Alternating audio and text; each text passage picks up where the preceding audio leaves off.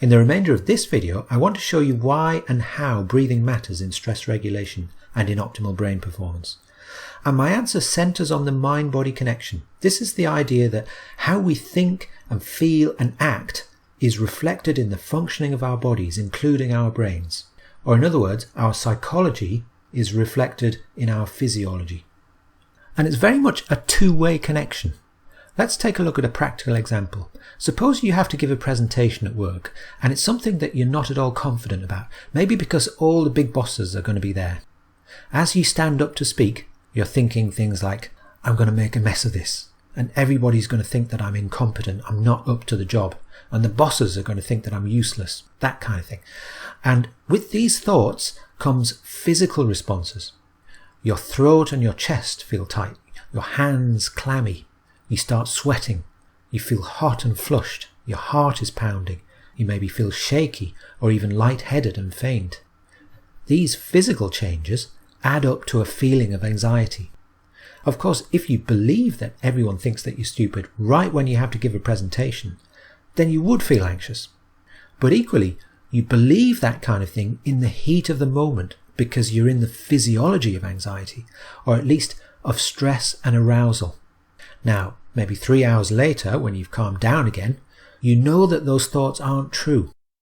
So what we've got is thinking conditions feeling, and feeling conditions thinking. And what we need to do to manage stress effectively is to break this negative loop. My contention is that you have to have this train of bodily reactions for a stressful thought to actually feel bad. If the body didn't react, then it would be just another thought. Or if you can allow the physical changes to quickly dissipate again, rather than kicking off a chain reaction, then you can quickly recover your mental equilibrium again. That's resilience. And to repeat what I said earlier, resilience is the real goal, as opposed to the false goal of avoiding stress. When you build resilience, you can start to see stress as not so much a threat or a danger to be avoided and escaped from, and more as a challenge. And the stress response as your body's mobilizing energy to meet that challenge. And it feels more akin to excitement rather than anxiety. In fact, there's evidence that the stress response does actually enable better performance. For example, one study showed that of people sitting an exam, those who had the largest rise in the stress hormone cortisol did the best in the exam. So this is when stress is good stress, when it's a challenge rather than a threat. Stress only becomes harmful when we fight against it in an effort to avoid it or escape it, causing it to spiral out of control. And also when we get trapped in the stress response, even if it's minor stress, if we can't relax afterwards, and if the stress becomes unremitting, then it becomes harmful to health and well-being. Now, a significant part of this physical response to stress has to do with breathing. Let's take a closer look at how stress relates to breathing. Suppose you hear a loud crash or something startling, like the sort of thing you get in a horror film. You'd probably gasp. So it's sharp intake of air, followed by holding of the breath. Now suppose just a vaguely stressful thought comes into your head, like it's your performance review next week. Now, you might not actually notice it, but you're likely to get a weaker form of the same thing, the same change in your breathing. So you take a bigger breath, filling the lungs up and tightening the breathing muscles so that when you breathe out again, you don't fully let go. So a weaker version of the same startle response.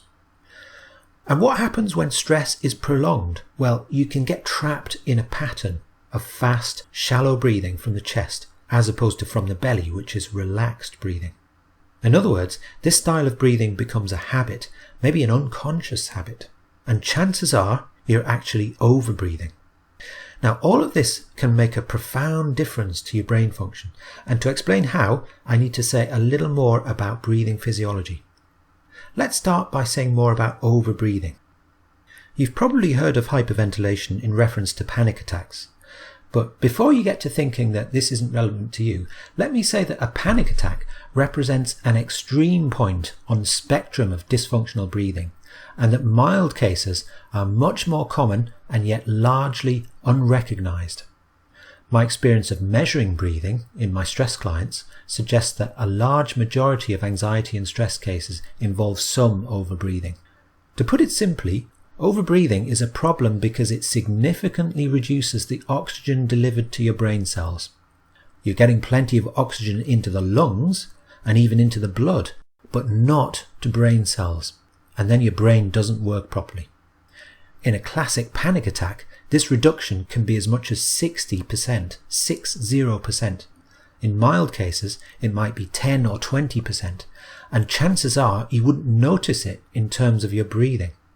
Overbreathing is the number one breathing mistake. That is to say, the most common form of breathing dysregulation and the most important to put right. If your breathing feels uncomfortable, or if deep, slow breathing makes you feel worse, not better, then overbreathing is most likely the reason for this. But there's a second aspect of breathing physiology, or breathing regulation, that also has a profound bearing on stress and emotions like anxiety and anger and irritability, and it's to do with something called the parasympathetic nervous system. This is a branch of the autonomic nervous system that's critical to relaxation. It's the counterpart of the sympathetic nervous system, which revs up your arousal level in preparation for fight or flight, as it's called. So the sympathetic is your accelerator, while the parasympathetic is like the brake. Besides relaxing the body, the parasympathetic activates parts of the brain responsible for social functioning and also executive functioning. In other words, the parasympathetic can take you into a state of relaxed, focused alertness, and it makes it easier to connect with other people. Now, deep, slow breathing is one of the most common relaxation techniques around. How does it work? Well, it happens that during the exhalation, you're naturally activating the parasympathetic nervous system. So with a long, slow out-breath, you're giving the parasympathetic a chance to do its thing, and it doesn't get that with rapid, shallow breathing or stressed breathing. The problem is that most people, when they do this slow, deep breathing, will actually induce a degree of overbreathing. And I know that because I've measured it happening in my clients. It happens especially when the breathing is done over deliberately, when it comes from the thinking, problem-solving mind, rather than from what we might call the body intelligence. And I'll say more about this in a later video. Now, it might still work as a relaxation technique, but remember, you're going to be getting less oxygen to the brain, which is why it can feel fuzzy and spaced out. It's definitely not optimal breathing. And we have to take care that it doesn't happen because in the long term, it's not helpful. Okay, let's conclude by summarizing what I've said in this short presentation. Since stress and difficult emotions like anger and fear are mind-body phenomena, affecting not just your thinking but your biology, a reasonable strategy for managing stress and building resilience is to learn to let go of the physiology underpinning anxiety and move towards physiology that supports calm, clear focus and positivity. Breathing needs to be central to this strategy because the stressed pattern of breathing typically involves some degree of overbreathing which reduces oxygen delivery to brain cells. And conversely, good breathing optimizes oxygen delivery to the brain and activates the parasympathetic nervous system, relaxing the body and engaging the brain's social and executive centers.